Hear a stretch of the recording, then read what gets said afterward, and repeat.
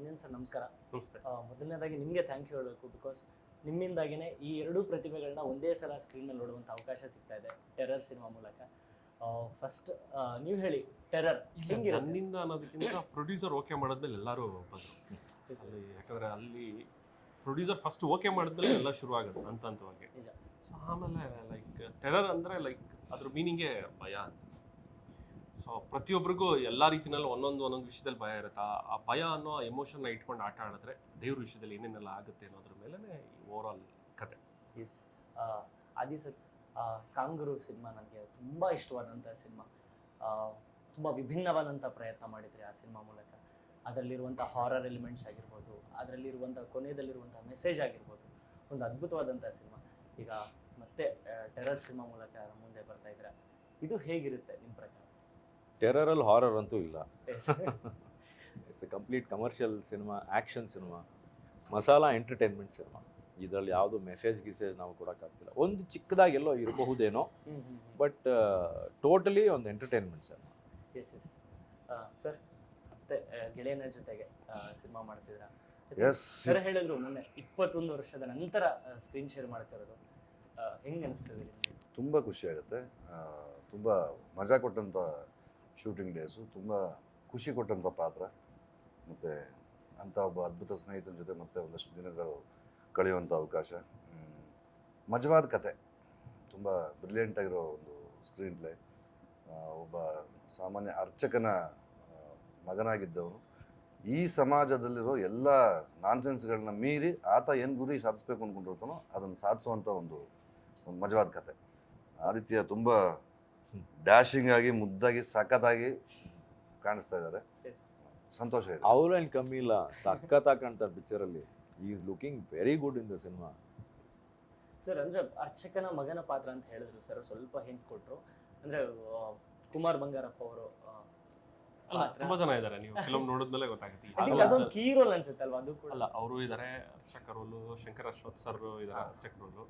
ನೀವು ಫಿಲಮ್ ನೋಡಿದಾಗ ಯಾರು ಮಗ ಅಂತ ನೀವು ಸಿನಿಮಾ ನೋಡಿದ್ಮೇಲೆ ಗೊತ್ತಾಗುತ್ತೆ. ಬಿಕಾಸ್ ಒಂದು ಚೈಲ್ಡ್ಹುಡ್ ಒಂದು ಬ್ಯಾಕ್ ಸ್ಟೋರಿ ಇರುತ್ತೆ. ಆ ಸ್ಟೋರಿಲಿ ಯಾರು ಇರ್ತಾರೆ? ಸರ್ ಇರ್ತಾರ, ಕಿಟ್ಟಿ ಸರ್ ಇರ್ತಾರ? ಅದೇ ನೀವು ನೀವು ಕೇಳಿದ್ರು ನಾವು ಹೇಳೋದಕ್ಕೆ ಆಗೋದಿಲ್ಲ, ಹೇಳೋದು ಇಲ್ಲ. ಸಿನಿಮಾ ನೋಡಬೇಕು, ಸಿನಿಮಾನೇ ನೋಡಬೇಕು. ಸರ್, ಟೀಸರ್ ಒಂದು ಬಿಟ್ಟಿದ್ರು ಫಸ್ಟ್, ನಿಮ್ಮ ಇಂಟ್ರೊಡಕ್ಷನ್ ಟೀಸರ್. ಅದರಲ್ಲಿ ತುಂಬಾ ಒನ್ಲೈನರ್ಸ್ ಇದು. ಇವನ್ ಹಣೆ ಮೇಲೆ ಬುಲೆಟ್ ಚೆನ್ನಾಗಿ ಕಾಣಿಸುತ್ತೆ ಅಂತ ಅದಕ್ಕೆ ಒಂದು ಬೊಟ್ಟಿಟ್ಟೆ ಅನ್ನೋದಾಗಿರ್ಬೋದು. ದೇವರು ನನಗೆ ಒದೆ ಕೊಟ್ಟು ಗದೆ ಕೊಡ್ತಾನೆ, ಬಟ್ ನಿನ್ ವಿಷಯದಲ್ಲಿ ಫಸ್ಟ್ ಗದೆ ಕೊಟ್ಟಿದ್ದಾನೆ ಅನ್ನೋದು ಒಂಥರ ಬೌಂಟಿ ಹಂಟರ್ ತರ ಕಾಣಿಸ್ತಾ ಇತ್ತು ಆ ಪಾತ್ರದ ವಿಶೇಷತೆ. ಡೈಲಾಗು ಇವರೇ ಬರ್ತಿರೋದು, ಅವ್ರು ಬರ್ದಿರೋ ಡೈಲಾಗು. ಸೊ ಅದು ಏನು ಅಂತ ಅವರೇ ಎಕ್ಸ್ಪ್ಲೈನ್ ಮಾಡಿದ್ರೆ ಬೆಟರ್. ಅಲ್ಲ, ಆ ಡೈಲಾಗು ಕನೆಕ್ಷನ್ಸ್ ಇದೆ ಫಿಲಮಲ್ಲಿ. ಸುಮ್ಮನೆ ಒನ್ಲೈನರ್ ಥರ ಬರ್ತಿಲ್ಲ ಅದು ಆ್ಯಕ್ಚುಲಾಗಿ. ನೀವೇನು ಇವಾಗ ಏನೋ ಹೇಳಿದ್ರಲ್ಲ ಆ್ಯಕ್ಚುಲಾಗಿ, ಸೊ ಅದಕ್ಕೂ ಒಂದು ಕನೆಕ್ಷನ್ ಇದೆ ಫಿಲಮ್ ಕತೆ ಒಳಗಡೆ. ನಾನು ಇವಾಗ ಏನಾಗುತ್ತೆ, ಆ ಡೈಲಾಗ್ ಮೀನಿಂಗ್ ಹೇಳಕ್ಕೆ ಹೋದ್ರೂ ಒಂದಷ್ಟು ಸೀನ್ಸ್ ನಿಮ್ಗೆ ಹೇಳ್ಬೇಕಾಗುತ್ತೆ.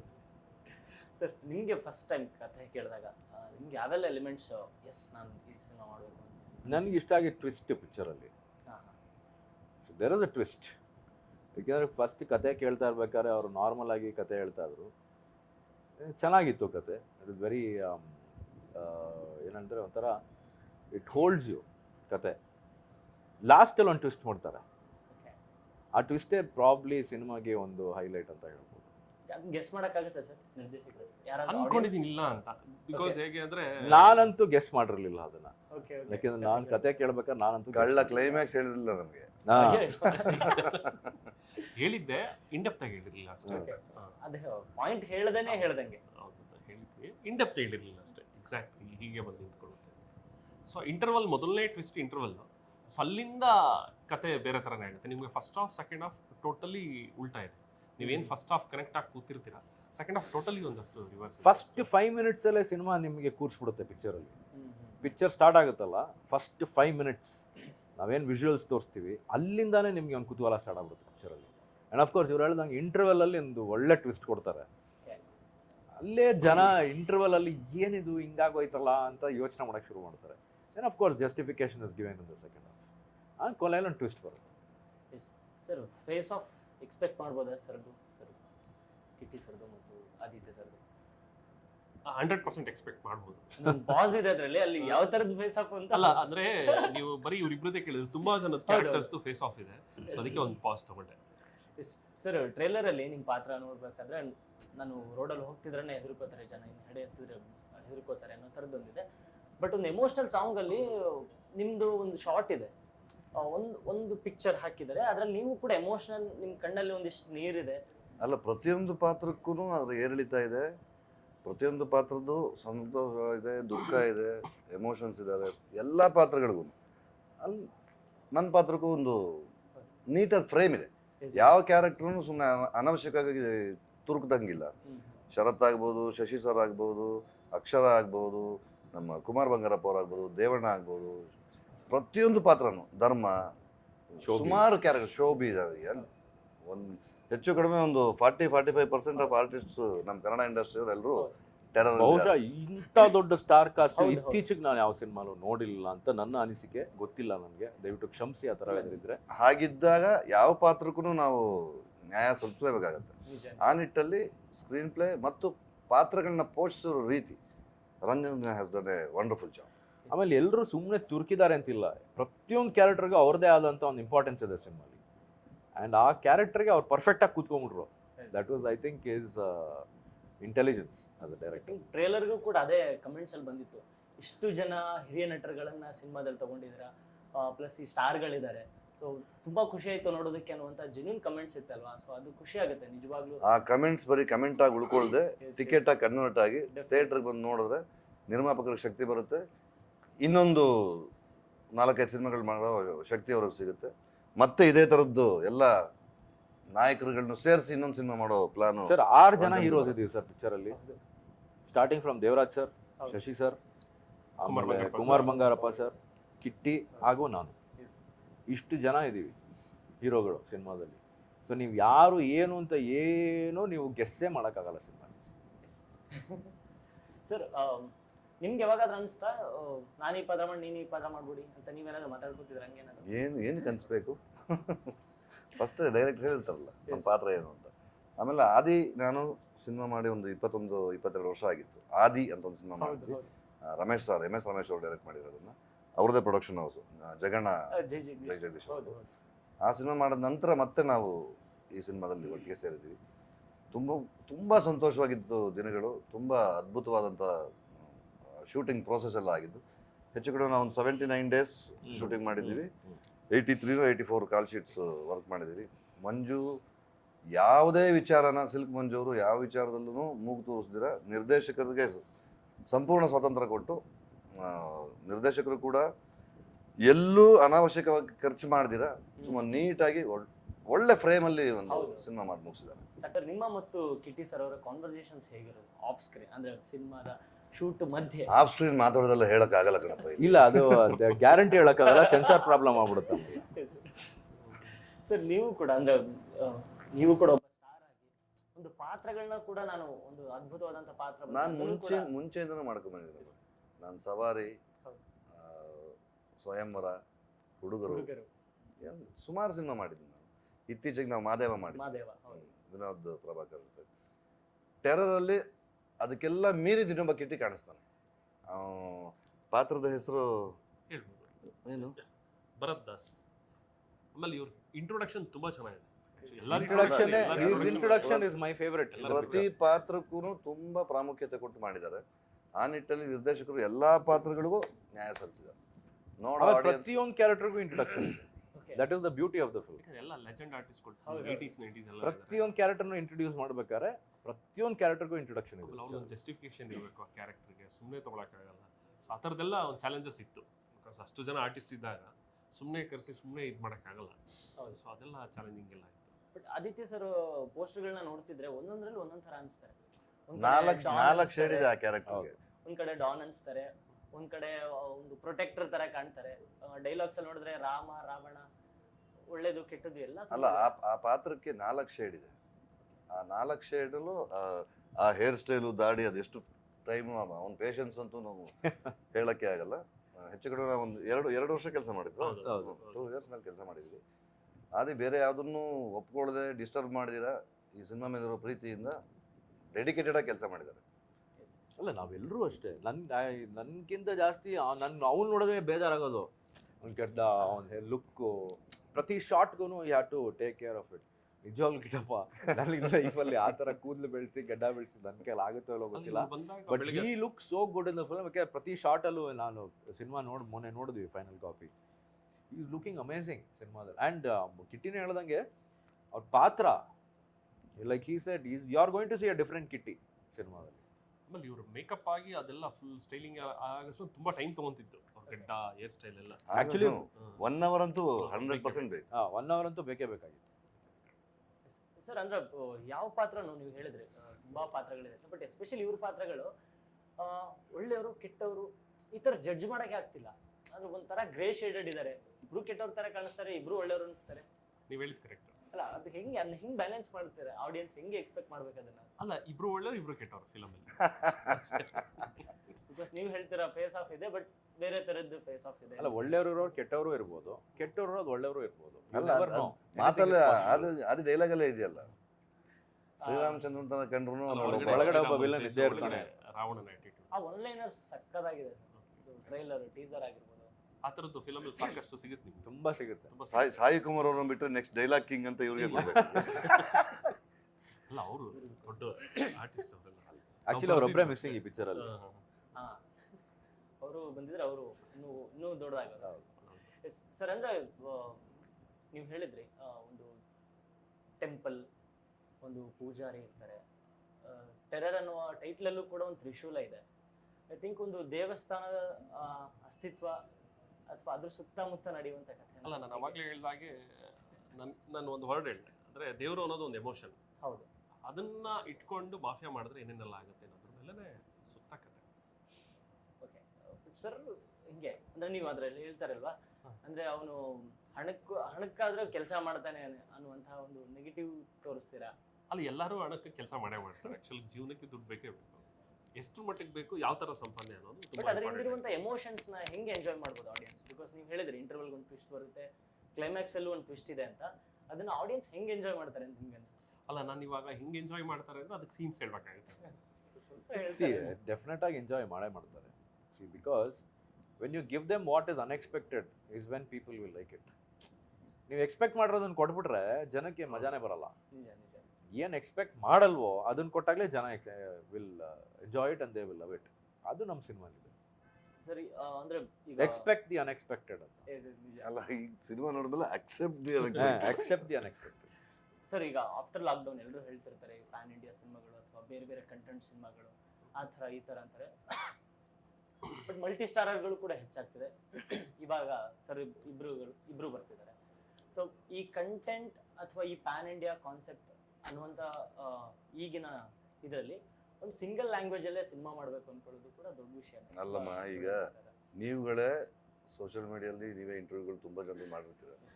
ಇತ್ತೀಚೆಗೆ ನಮ್ಮಲ್ಲೂ ಪ್ಯಾನ್ ಇಂಡಿಯಾ ಅಂತ ಬಂದ ಒಂದಷ್ಟು ಏನಾದ್ರು ಫ್ರೈಯಿಂಗ್ ಪ್ಯಾನ್ ಇಂಡಿಯಾ ಆಯಿತು. ಸಿನಿಮಾ ನಮ್ಮ ಕರುನಾಡ ಜನರಿಗೋಸ್ಕರ ಮಾಡಿದ್ದೀವಿ. ಕರ್ನಾಟಕ ಜನ ಪ್ರೀತಿಯಿಂದ ಬಂದು ನೋಡೋರು ನಮಗೆ ಸಾಕು ಸರ್. ಆಮೇಲೆ ಪ್ಯಾನ್ ಇಂಡಿಯಾ ಅನ್ನೋದು ಇತ್ತೀಚೆಗೆ ಬಂದಿರೋ ಟರ್ಮ್ ಸರ್. ಅದು what is PAN India? C, ನಾವು ಕನ್ನಡದಲ್ಲಿ ಸಿನಿಮಾ ಮಾಡ್ತಾ ಇರೋದು. ಮುಂಚೆ ಕನ್ನಡ ಸಿನಿಮಾಗಳು ಸೂಪರ್ ಹಿಟ್ ಆಗಿಲ್ವೇ? ಇಡೀ ಭಾರತ ದೇಶ ನೋಡಿಲ್ವೇ? ಸರ್, ನಾವು ಫಸ್ಟ್ ನಮ್ಮ ಕನ್ನಡಕ್ಕೋಸ್ಕರ ಸಿನಿಮಾಗಳು ಮಾಡೋಣ. In fact I don't know if I am allowed to say this, ನಮ್ಮ ಟ್ರೇಲರ್ ರಿಲೀಸ್ ಆಗಿದ್ದು ಕೆಲವೇ ಕ್ಷಣಗಳಲ್ಲಿ ತೆಲುಗುಗೆ ಡಬ್ ಮಾಡಿ ಅಂತ ಬಂತು ಆಫರು, ಹಿಂದಿಗೆ ಡಬ್ ಮಾಡಿ, ಭೋಜ್ಪುರಿಗೆ ಡಬ್ ಮಾಡಿ ಅಂತ ಆಫರ್ಗಳು ತೊಗೊಂಡು ಬರ್ತಾ ಇದ್ದಾರೆ. ನಾವಿನ್ನೂ ಯಾರಿಗೂ ಕೊಟ್ಟಿಲ್ಲ. ಕನ್ನಡಕ್ಕೆ ಸೀಮಿತ ನಮ್ಮ ಸಿನಿಮಾ. ಆಮೇಲೆ ನೋಡೋಣ, ಫಸ್ಟ್ ಕನ್ನಡಿಗರು ನೋಡಲಿ, ಮಿಕ್ಕಿದ್ದು ದೇಶಕ್ಕೆ ಆಮೇಲೆ ತೋರಿಸೋಣ. ಕರ್ನಾಟಕ ಫಸ್ಟ್ ನೋಡಲಿ ಸಿನಿಮಾನ. ನಾವು ತೆಲುಗಲ್ಲಿ ಮಾಡ್ತೀವೋ, ತಮಿಳಲ್ಲಿ ಮಾಡ್ತೀವೋ, ಮಲಯಾಳಿ, ಹಿಂದಿ ಮಾಡ್ತೀವೋ, ಅದು ಆಮೇಲೆ. ನಮ್ಮನೆ ಮಕ್ಕಳನ್ನ ಫಸ್ಟ್ ನಮ್ಮನೆ ಊಟ ಹಾಕ್ಬಿಡೋಣ. ಪಕ್ಕದ ಮನೆಯವ್ರಿಗೆ ಆಮೇಲೆ ಹಾಕೋಣ ಬೇಕಾದ್ರೆ. ಫಸ್ಟ್ ನಮ್ಮನೇಲಿ ಊಟ ಮಾಡ್ಬಿಡ್ಲಿ. ಸರ್, ಸಿನಿಮಾದ ಸಾಂಗ್ಸ್ ಪ್ಲಸ್ ನನಗೆ ತುಂಬಾನೇ ಇಷ್ಟ ಆಗಿದ್ದು ಬ್ಯಾಕ್ಗ್ರೌಂಡ್ ಸ್ಕೋರ್. ಒಂದು ಬೇರೆನೇ ಒಂಥರ ಹರ್ಷ ನಿಜವಾಗ್ಲೂ Harsha has done a brilliant job musical. ಪ್ರತಿಯೊಬ್ಬರಿಗೂ ಇಷ್ಟ ಆಗ್ತಿರೋದು, ಪ್ರೈಮರಿಲಿ ಇಷ್ಟ ಆಗ್ತಿರೋದು ಮ್ಯೂಸಿಕ್. ಆತ ಹೆಚ್ಚು ಕಡಿಮೆ ಒಂದು 22-23 ವರ್ಷದಿಂದ music basically is A keyboard player. Across the world ತುಂಬಾ ಕಡೆ ಅವರು ಕೀಬೋರ್ಡ್ ಪ್ಲೇಯರ್ ಆಗಿ ವರ್ಕ್ ಮಾಡಿದ್ದಾರೆ. ಮತ್ತೆ ತುಂಬಾ ಟ್ಯಾಲೆಂಟೆಡ್ ಪರ್ಸನ್. ಮತ್ತು ಅವ್ರ ತಂಡ ಒಳ್ಳೊಳ್ಳೆ ಮ್ಯೂಸಿಷಿಯನ್ಸ್ ಇದ್ದಾರೆ ವರ್ಕ್ ಮಾಡಿದಂಥವ್ರು. ಒಂದು ಫುಲ್ ಟೀಮ್ ಸೂಪರ್ ಆಗಿದೆ. ಬಟ್ ಹರ್ಷ ಅವರು ಡೇ ಆ್ಯಂಡ್ ನೈಟ್ ಕೆಲಸ ಮಾಡ್ತಾರೆ, ಅದೊಂದು ಖುಷಿ ಇದೆ. ರಂಜನ್ ಹಾಕೊಂಡು ರುಬ್ಬಿಟ್ಟಿದ್ದಾನೆ ಅವ್ರನ್ನ. ಇಲ್ಲ, ಬೆಳಗಿನ ಜಾವ 3-4 o'clock ತನಕ ಎಲ್ಲ ಮಾಡಿದ್ದಾರೆ ಸಾಂಗ್ಸ್ ಕಂಪೋಸ್. ಬಟ್ ಆ ವಿಷಯದಲ್ಲಿ ಅದನ್ನು ಅಪ್ರಿಷಿಯೇಟ್ ಮಾಡಿ ಅಲ್ಲ, ಅದೇ ಹೇಳಿ. ಡೆಡಿಕೇಶನ್ ಇಲ್ಲ. ಕೈಲಾಶ್ ಖೇರ್ ಅವ್ರ ರೆಕಾರ್ಡಿಂಗ್ ಬಂದಾಗ when he finish singing the song ಅವ್ರು ಹೇಳಿ ಗ್ಯಾರಂಟಿಡ್ ಸೂಪರ್ ಹಿಟ್ ಸಾಂಗ್ ಅಂದ್ಬಿಟ್ಟು ಹೋದ್ರು. ಇಲ್ಲ, ತುಂಬ ಅಪ್ರಿಷಿಯೇಟ್ ಮಾಡಿದ್ರು, ತುಂಬ ಪವರ್ಫುಲ್ ಇದು. ಇಲ್ಲ, ಆಲ್ಬಮ್ಗೆನೇ ಒಂದು ಬ್ಲಾಕ್ಬಸ್ಟರ್ ರಿವ್ಯೂ ಬಂದಿಲ್ಲ. ಇಲ್ಲ, ಅದು ಮೈಂಡಲ್ಲಿ ಇತ್ತು. ಆಡಿ ಆಲ್ಬಮ್ ಚೆನ್ನಾಗಿ 2 ಹಾಡುಗಳು ಈಗಾಗಲೇ ತುಂಬಾನೇ ವೈರಲ್ ಆಗಿ. ಮಮತಾ ಶರ್ಮಾ ಅವರು ಅದ್ರ ಬಗ್ಗೆ ಅದೇ ಹೇಳಿದ್ರು. ಲಹರಿ ವೇಲು ವೇಲು ಹೇಳಿದ್ರು. ಹೌದು, ವೇಲು ಅವರು ಹೇಳಿದ್ರು ಈ ವರ್ಷದಲ್ಲಿ ಅವ್ರ ಕಂಪ್ನಿಯಿಂದ ರಿಲೀಸ್ ಮಾಡಿದ ಹಾಡುಗಳಲ್ಲಿ ತುಂಬಾನೇ ಮಜವಾಗಿ ಹೋಗ್ತಾ ಇರೋದು ರಾವಣ ರಾವಣ ಅಂಡ್ ಗೊಂಬೆ ಗೊಂಬೆ ಸಾಂಗ್. ಎರಡು ತುಂಬಾ ಅದ್ಭುತವಾಗಿ ಹೋಗ್ತಾ ಇದೆ. ಒಂದು ಪ್ಯಾಥೋ ವರ್ಷನ್ ಇದೆ, ತಿರುಗೋ ಈ ಭೂಮಿ ಅಂತ. ಅದು ನಿಮಗೆ ಮಾನವೀಯ ಮೌಲ್ಯಗಳನ್ನ ತುಂಬ ಎತ್ತಿ ಹಿಡಿಯುವಂಥ ಹಾಡು. ನೋವು, ನಲಿವು, ಸಂತೋಷ, ದುಃಖ, ದುಮ್ಮಾನ, ಅವರು ರಿಯಾಲಿಟೀಸ್ ಆಫ್ ಲೈಫ್ ಏನೇನೋ ಮಾಡಿರೋ ಆ ಗಿಲ್ಟ್ಗಳು ಎಲ್ಲವನ್ನೂ ಎಚ್ಚರಿಸುವಂಥ ಒಂದು ಸಾಂಗು. 4 ಹಾಡುಗಳನ್ನ ನಾಗೇಂದ್ರ ಪ್ರಸಾದ್ ಬರೆದಿದ್ದಾರೆ. 4 ಬೇರೆ ಬೇರೆ ಫ್ಲೇವರ್ ಹಾಡುಗಳು, ತುಂಬಾ ಚೆನ್ನಾಗಿದೆ. ನನಗಂತೂ 3 ಹಾಡು ತೀರಾ ಇಷ್ಟ ಆಗಿದೆ. ಅಲ್ಟಿಮೇಟ್ಲಿ ಜನ ಬಂದು ಸಿನಿಮಾ ನೋಡಬೇಕು, ಖುಷಿ ಪಡಬೇಕು, ಸಿನಿಮಾ ಗೆಲ್ಲಬೇಕು, ರಂಜನಕ್ಕೆ ಸಿನಿಮಾ ಸಿಗಬೇಕು, ನನಗೂ ಆದಿಗೂ ಸಿನಿಮಾಗಳು ಸಿಗಬೇಕು, ಮಂಜಣ್ಣ ಇನ್ನೊಂದಷ್ಟು ಸಿನಿಮಾ ಮಾಡಬೇಕು. ಐ ಥಿಂಕ್ ತಿರುಗೋ ಈ ಭೂಮಿ ಆ ಸಾಂಗ್ಗೆ ಐ ಥಿಂಕ್ ಸಿನಿಮಾದ ಓವರ್ ಆಲ್ ಕೋರನ್ನ ತುಂಬಾ ದೊಡ್ಡ ಮಟ್ಟದಲ್ಲಿ ತೆಡೆಯುತ್ತೆ ಅನ್ಸುತ್ತೆ. ಅಲ್ಲ, 100% ಅದು ಪ್ರತಿ ಲೈನು ಎಲ್ಲರಿಗೂ ಕನೆಕ್ಟ್ ಆಗುವಂಥ ಲೈನ್ಸ್ ಪ್ರತಿಯೊಬ್ಬರು ಜೀವನದಲ್ಲೂ. ಅದು ನಿಮಗೆ ರಾವಣ ಸಾಂಗ್ ಇರ್ಬೋದು, ಅದು ಕತೆ ಹೇಳುವಂಥ ಸಾಂಗ್ಸ್. ಲೈಕ್ ರೀಸೆಂಟ್ ಡೇಸ್ ಅಲ್ಲಿ ಒಂದು ಬೆಸ್ಟ್ ಇಂಟ್ರೊಡಕ್ಷನ್ ಸಾಂಗ್ ಅನಿಸ್ತು. Thank you. Like Nagendra Prasad sir ಅವರೆಲ್ಲ ಸುಮ್ಮನೆ ಅವ್ರನ್ನ ಸರಸ್ವತಿ ಪುತ್ರ ಅಂತ ಕರೆಯಲ್ಲ. 40-50 ನಿಮಿಷ ಮ್ಯಾಕ್ಸಿಮಮ್ ಎಲ್ಲ ಸಾಂಗ್ಸ್ ಬರ್ತದೆ. ಆದ್ರೆ ಗೊಂಬೆ ಗೊಂಬೆ ಹಾಡ್ನ 20 ದಿನ ಕಾಟ ಕೊಟ್ಟು ಬರ್ಸಿರೋದು. ಹಾ? 20 ಸತಿ ಅದ್ ಮಾಡಿ ಇಚ್ಛೇನ್ ಮಾಡಿ ಅಲ್ಲ, ಕೊನೆ ಫೈನಲ್ ಲಿರಿಕ್ಸ್ 3 ದಿನ ಮಾಡಿದ್ದಾರೆ ನಾಗೇಂದ್ರ ಪ್ರಸಾದ್ ಸರ್. ಆ ಸಾಂಗ್ ಅವರು ತುಂಬಾ ಏನೂ ಬೇಜಾರು ಮಾಡ್ಕೊಳ್ಳಿ. ಆಮೇಲೆ ನಾನೊಂದು ಪ್ರಶ್ನೆ ಕೇಳ್ತಿದ್ದೆ, 11 ತಲೆ ರಾವಣ ಯಾಕೆ ಅಂತ. 10 ತಲೆ ಅಲ್ಲ ರಾವಣಂಗೆ ಅಂತ. ನಮ್ಮ ಹೀರೋ 11 ತಲೆ ಯೋಚನೆ ಮಾಡೋವಂಥ ಅಷ್ಟು ಬ್ರಿಲಿಯಂಟ್ ಕ್ಯಾರೆಕ್ಟರ್ ಅದು. ಹಾಗಾಗಿ 11 ತಲೆ ರಾವಣ. ರಾವಣನಲ್ಲಿ ರಾಮನೂ ಇದ್ದಾನೆ, ರಾಮನಲ್ಲಿ ರಾವಣನೂ ಇದ್ದಾನೆ. ಆ ಎರಡನ್ನೂ ತುಂಬ ಬ್ಯಾಲೆನ್ಸ್ ಮಾಡಿ ತುಂಬ ಅದ್ಭುತವಾಗಿ ಪರ್ಫಾರ್ಮ್ ಮಾಡಿದ್ದಾರೆ. ಆ ನಿಟ್ಟಲ್ಲಿ ಥ್ಯಾಂಕ್ಸ್ ಟು ಆದಿತ್ಯ. ಇಲ್ಲ, ಇದ್ರಲ್ಲಿ ರಾಮಾಯಣ ರಾವಣ ಯಾರು ಗೊತ್ತಿಲ್ವಲ್ಲ ಇನ್ನು. ಅದೇ ಹೇಳಿಲ್ಲ ಸರ್ ಅವರು. ಅದು ಹೇಳೋದು ಇಲ್ಲ ನಾವು. ಅಲ್ಲ, ಎಲ್ಲರಲ್ಲೂ ರಾಮ ಇದ್ದಾನೆ, ಎಲ್ಲರಲ್ಲೂ ರಾವಣ ಇದ್ದಾನೆ ಅನ್ನೋದು ಪಾಯಿಂಟ್ ಮಾತ್ರ ಹೇಳ್ತಿದ್ರೆ.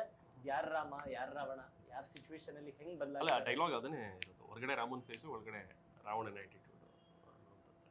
ಸರ್, ಸಿನಿಮಾ ಏಪ್ರಿಲ್ 10ಕ್ಕೆ ರಿಲೀಸ್ ಆಗ್ತಿದೆ. ಹೌದು. ನಾನಂತೂ ಇವರಿಬ್ರು ನಿಮ್ ಫೇಸ್ ಆಫ್ ನೀವ್ ಏನ್ ಹೇಳ್ತಿದಾರೆ ಗೊತ್ತಿಲ್ಲ. ನಾನು ಇವರಿಬ್ರು ಸ್ಕ್ರೀನ್ ಮುಂದೆ ನಿಂತ್ಕೊಂಡಾಗ ಆಗುವಂತ ಫೇಸ್ ಆಫ್ಗೆ ವೆಯ್ಟ್ ಮಾಡ್ತಿದ್ದೀನಿ. ನೀವೇನ್ ಹೇಳ್ತೀರಾ ಆಡಿಯನ್ಸ್? ಖಂಡಿತ ಆಡಿಯನ್ಸ್ ಖುಷಿ ಆಗುತ್ತೆ ಅಂತ ನಂಬಿಕೆ ಇದೆ. ರೆಗ್ಯುಲರ್ ಕತೆ ಅನ್ನೋದಕ್ಕಿಂತ ಒಂದು ಫ್ರೆಶ್ ಜಾನರ್ ಕೈ ಹಾಕಿರುವಂಥದ್ದು, ಫ್ರೆಶ್ ಥಾಟ್ ಮೋಸ್ಟ್ಲಿ ಇಷ್ಟ ಆಗುತ್ತೆ ಅಂತ ಅನ್ಕೊಂಡಿದ್ದೆ. ಸರ್, ಆಡಿಯನ್ಸ್ ಅಂತೂ ಸಿಕ್ಕಾಪಟ್ಟೆ ಮಜಾ ಮಾಡ್ತಾರೆ ಸರ್ ಥಿಯೇಟ್ರಲ್ಲಿ. ಅದು ಮಾತ್ರ ಖಂಡಿತ. It is sure shot. ಯಾಕೆಂದರೆ they will enjoy the film. Songs ಇದ್ದಾವೆ, ಎಕ್ಸ್ಟ್ರಾರ್ಡಿನರಿ ಫೈಟ್ಗಳಿದ್ದಾವೆ, ಸೀನ್ಸ್ ಇದ್ದಾವೆ, ಟ್ವಿಸ್ಟ್ಗಳಿದ್ದಾವೆ, ಇಷ್ಟು ಜನ ಆರ್ಟಿಸ್ಟ್ಗಳಿದ್ದಾರೆ, ಎಮೋಷನ್ಸ್ ಇದೆ, ಗ್ಲ್ಯಾಮರ್ ಇದೆ, ಎಲ್ಲನೂ ಇದೆ. ಕಿಟಿ ಸರ್, ನೀವೇನು ಹೇಳ್ತೀರಾ? The best artist in our industry, the best technicians in our industry ಎಲ್ಲರೂ ಸೇರಿ ಪ್ರೀತಿಯಿಂದ ತುಂಬ ಹೃದಯದಿಂದ ಮಾಡಿರೋ ಕೆಲಸ ಟೆರರ್. ಇದೇ ಏಪ್ರಿಲ್ 10ಕ್ಕೆ ನಿಮ್ಮ ಮುಂದೆ ಬರ್ತಾ ಇದ್ದೀವಿ. ಇವತ್ತು ಶುಕ್ರವಾರ 3ನೇ ತಾರೀಕು. ಇವತ್ತು ಸಿನಿಮಾಗಳು ಬಿಡುಗಡೆ ಆಗಿದೆ. 10ಕ್ಕೆ ಇನ್ನೂ ಕೋಟಿಗೊಬ್ಬ ರಿಲೀಸ್ ಆಗ್ತಿದೆ ಅನ್ಸುತ್ತೆ. ರೀ ರಿಲೀಸ್ ಸಾಹಸ ಸಿಂಹ, ವಿಷ್ಣು ಸಾರ್ ಸಿನಿಮಾ. ಅವ್ರ ಜೊತೆ ನಾವು ಬರ್ತಾ ಇದ್ದೀವಿ. ಹರಸಿ ಹಾರೈಸಿ ನಮ್ಮನ್ನು ಬೆಳೆಸಿ, ಕನ್ನಡ ಉಳಿಸಿ, ಕನ್ನಡ ಬೆಳೆಸಿ. ಸರ್, ಏನಾದರೂ ಹೇಳೋದಿದ್ರೆ ಆಡಿಯನ್ಸ್ಗೆ? ಸರ್, ಇಲ್ಲಿವರೆಗೂ ಕೈ ಹಿಡಿದು ನಡ್ಸ್ಕೊಂಡು ಬಂದಿದ್ದಾರೆ ಸರ್. ಇನ್ನೂ ನಾವುಗಳು ಸಿನಿಮಾ ಮಾಡ್ತಾ ಇದ್ದೀವಿ ಅಂದರೆ ಅದು ಅವ್ರು ಹಾಕಿರೋ ಅವರ ಪ್ರೀತಿ, ಅವ್ರು ಹಾಕಿರೋ ಒಂದು ಭಿಕ್ಷೆ ಅಷ್ಟೇ. ಇನ್ನೂ ಮುಂದೇನೋ ದಯವಿಟ್ಟು ನಮಗೆ ಕೈ ಹಿಡಿದು ನಡೆಸಿ, ಇನ್ನೂ ತಮಗೆ ಒಳ್ಳೊಳ್ಳೆ ಸಿನಿಮಾಗಳು ಕೊಡುವಂಥ ಒಂದು ಶಕ್ತಿ ನೀವುಗಳು ಕೊಡಿ ನಮಗೆ. ಯಾಕೆಂದರೆ ಕನ್ನಡ ಸಿನಿಮಾಗಳು ಇವತ್ತು ಚೆನ್ನಾಗಿ ನಡೆದ್ರೇ ನಾವು ಇನ್ನೊಂದು ಸಿನಿಮಾ ದೊಡ್ಡದಾಗಿ ಮಾಡೋಕ್ಕಾಗೋದು. ಸೊ ದಯವಿಟ್ಟು ಸಿನಿಮಾನ ಪೈರಸಿಲಿ ನೋಡಬೇಡಿ, ಟೆಲಿಗ್ರಾಮಲ್ಲಿ ದಯವಿಟ್ಟು ನೋಡಬೇಡಿ. ಯಾಕೆಂದರೆ ಕನ್ನಡಿಗರು ನಮ್ಮ ಕನ್ನಡ ಸಿನಿಮಾಗಳಿಗೆ ನೀವು ಪ್ರೋತ್ಸಾಹ ಕೊಡದೇ ಇದ್ದರೆ ನಮ್ಗೆ ಇನ್ಯಾರು ಪ್ರೋತ್ಸಾಹ ಕೊಡ್ತಾರೆ? ನಾವಿರೋದೇ ಇಲ್ಲಿ ಕನ್ನಡಿಗರಿಗೋಸ್ಕರ. ಅಲ್ಲ, ಭಾಳಷ್ಟು ಜನ ದಯವಿಟ್ಟು ನಾನು ಕೇಳ್ಕೊಳ್ಳೋದು ಇಷ್ಟೇ, ದಯವಿಟ್ಟು ಫೋನಲ್ಲಿ ದಯವಿಟ್ಟು ಸಿನಿಮಾವನ್ನು ನೋಡಬೇಡಿ. ಬನ್ನಿ, ಸ್ಕ್ರೀನಲ್ಲಿ ಕೂತ್ಕೊಂಡು ಮಜಾ ಮಾಡಿ, ಎಂಜಾಯ್ ಮಾಡಿ, ಆ ಸೌಂಡ್ ನೋಡಿ, ಅವ್ರ ಕಲರ್ಸ್ ನೋಡಿ. ನಮ್ಮನ್ನೆಲ್ಲ ದೊಡ್ಡ ಪರ್ದೆನಲ್ಲಿ ನೋಡಿ, ಚಿಕ್ಕ ಪರ್ದೆನಲ್ಲಿ ನೋಡ್ಬಿಟ್ಟು ನಮ್ಮ ಕನ್ನಡ ಇಂಡಸ್ಟ್ರಿನ ಇನ್ನೂ ಚಿಕ್ಕದಾಗಿ ಮಾಡಕ್ಕೆ ಹೋಗ್ಬೇಡಿ ಅಂತ ನಾನು ಕೇಳ್ಕೊತೀನಿ ಅಷ್ಟೇ. ಈ ಫಿಲ್ಮ್ ಪಕ್ಕ theatre experience, it's a complete theatrical experience. Kanal Kannan master ಅಂತ ಫೈಟ್ ಮಾಸ್ಟರ್ 4 ಫೈಟ್ ಅದ್ಭುತವಾಗಿ ಮಾಡಿದ್ದಾರೆ ಫೈಟ್. ಮಾಡಿದ್ದಾರೆ ಫೈಟ್. ಕೊರಿಯೋಗ್ರಾಫರ್ ಅಷ್ಟೇ ಭಾನು ಮಾಸ್ಟರ್, ಭೂಷಣ್ ಮಾಸ್ಟರ್, ಅವರು ತುಂಬಾ ಚೆನ್ನಾಗಿ ಫೈಟ್ಸ್ ಕೂಡ ತುಂಬಾ ಸ್ಟೈಲಿಶ್ ಆಗಿ ಕಾಣ್ತಿತ್ತು, ಆ ಗನ್ಸ್ ಅದೆಲ್ಲ. ಹೌದು. ಇಲ್ಲ, ಕನಲ್ ಕಣ್ಣನ್ ಮಾಸ್ಟರ್ ಅವರು 600 ಫಿಲಮ್ ಮೇಲೆ ಫೈಟ್ ಮಾಸ್ಟರ್ ಆಗಿ ವರ್ಕ್ ಮಾಡಿ, ಆಮೇಲೆ ದೊಡ್ಡ ದೊಡ್ಡ ಲೆಜೆಂಡ್ಸ್ ಇಡೀ ಸೌತಲ್ಲಿ ಎಲ್ಲ ಟಾಪ್ ಫಿಲಮ್ಸ್ ಅಲ್ಲಿ ಟಾಪ್ ಹೀರೋಸ್ಗೆಲ್ಲ ವರ್ಕ್ ಮಾಡಿರುವಂಥ ಹೌದು. ಮಾಸ್ಟರ್. ಅವ್ರು ತುಂಬಾ ಪಕ್ಕಾ ಪ್ಲ್ಯಾಂಡ್ ಆಗಿರ್ತಾರೆ, ಏನು ತೆಗಿಬೇಕು ಏನು ತೆಗಿಯಲ್ಲ ಎಡಿಟ್ ಮೈಂಡಲ್ಲಿ ಇಟ್ಕೊಂಡೆ ಕಂಪೋಸ್ ಮಾಡ್ತಾರೆ. ಸೊ ಹಾಗಾಗಿ ಆ ಫೈಟ್ಸ್ ತುಂಬಾ ಚೆನ್ನಾಗಿ ಬರೋದಕ್ಕೆ. Thank you sir, thank you so much. Thank you very much. Terror ಒಂದು ಟೆರ್ರಿಫಿಕ್ ಹಿಟ್ ಆಗಲಿ ಅಂತ ಕೇಳ್ಕೊತೀನಿ sir. Thank you. Thank you.